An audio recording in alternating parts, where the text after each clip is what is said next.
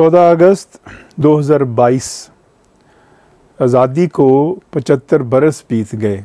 आज़ादी पर आज 75 बरस के बाद खुशियां मनाने की बजाय इसे सोच विचार के साथ मनाना चाहिए कि 75 बरसों में हमने क्या खोया और क्या पाया। 75 बरस कबल जो नस्ल जिसने ख्वाब लिए, मुआशी आज़ादी के ख्वाब लिए, अपने आने वाली नस्लों के बेहतर मुस्तकबिल का ख्वाब लिए पाकिस्तान में कदम रखा था, वो वही ख्वाब लिए इस दुनिया से रुखसत हो गई।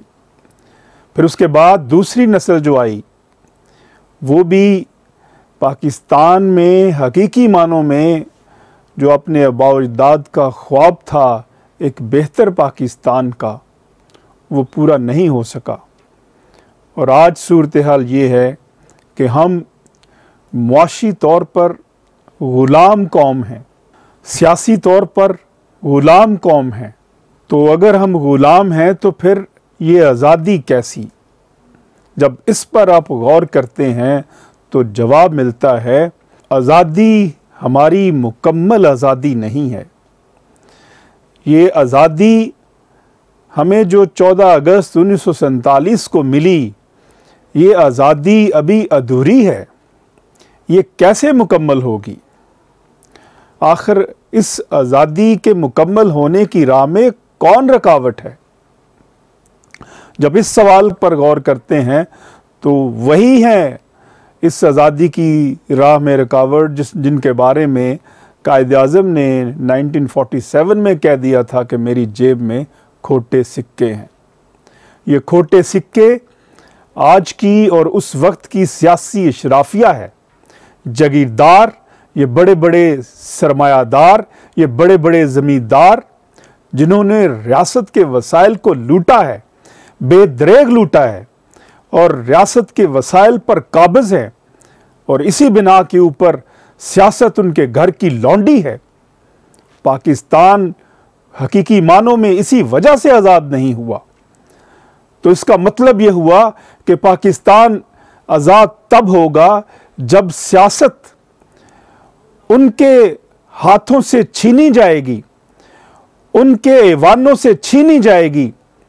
जो खोटे सिक्के थे, जो सियासी इशराफिया है, और जब तक सियासत पाकिस्तान के जो करोड़ों अवाम हैं हकीकी तौर पर उनको नहीं लुटा दी जाती, हकीकी आज़ादी का सूरज तलू नहीं हो सकता।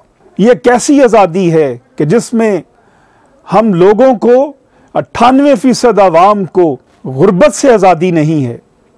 ये कैसी आज़ादी है कि 98% अवाम को महंगाई से आज़ादी नहीं है, बेरोज़गारी से आज़ादी नहीं है, मसाइल से आज़ादी नहीं है, अद्वियात लेने की आज़ादी नहीं है, रोटी कमाने की आज़ादी नहीं है। अलगर्ज आज़ादी सलब होकर रह गई है, और आज़ादी सिर्फ और सिर्फ उन 2% सियासी अशराफिया को हासिल है जो इस मुल्क को लूट रही है।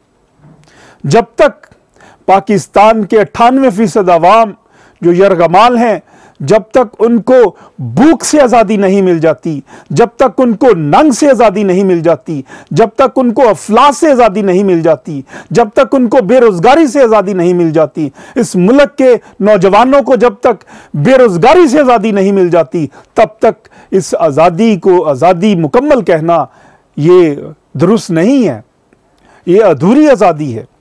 आइए आज के दिन ये अहद करें, 75वीं सालगिरह के ऊपर पाकिस्तान के नौजवान ये अहद करें कि आप सिर्फ खुद ये जंग लड़कर अपनी आज़ादी छीन सकते हैं।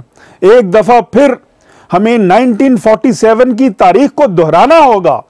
जिस तरह उस वक्त कायद-ए-आज़म की क़यादत में उस वक्त के जो नौजवान थे वो इकट्ठे हुए थे, आज वक्त है कि वो नौजवान उठें और हकीकी मानों में अपनी आज़ादी इस सियासी इशराफिया से, उन खोटे सिक्कों से छीनने के लिए बाहर निकलें, सियासी शऊर हासिल करें।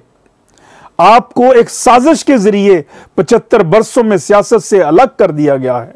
लिहाजा जरूरत इस अम्र की है कि यहाँ पे खुशियाँ मनाने की बजाय ये बाजे जो नौजवान बजा रहे हैं, ये बाजे बजाने की बजाय जब तक आपने सियासी इशराफिया का बाजा नहीं बजाया तब तक पाकिस्तान को हकीकी आज़ादी हासिल नहीं हो सकती। यही आज़ादी का हकीकी पैगाम है।